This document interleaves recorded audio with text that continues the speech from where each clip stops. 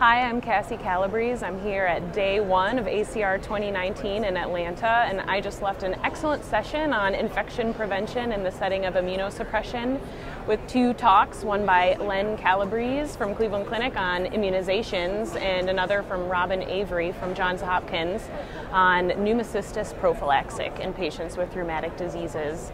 Takeaway points and pearls from the immunization section were flu shots are very important, and all of our patients should be getting a seasonal flu shot every year.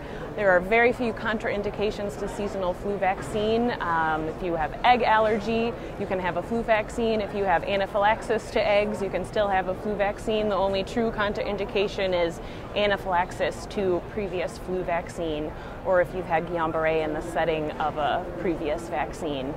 Pneumococcal vaccine series is confusing to remember. It's C-level data for administering the prime boost pneumococcal vaccine series in our patients, which is a conjugate pneumococcal vaccine followed by a polysaccharide vaccine. But this is what is recommended and what we do in our patients. Lastly, Shingrix, the new recombinant zoster vaccine, which is highly effective. Over 90% effective at preventing shingles and herpes zoster in post-herpetic neuralgia.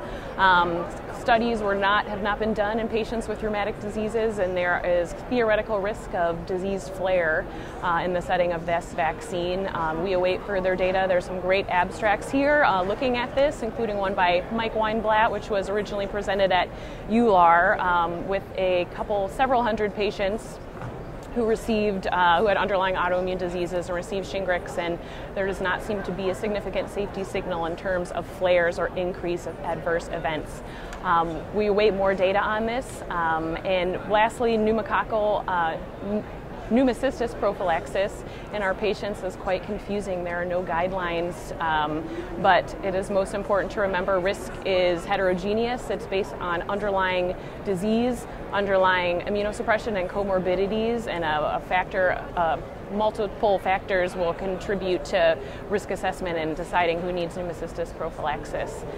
For more abstracts, more news, go to rheumnow.com.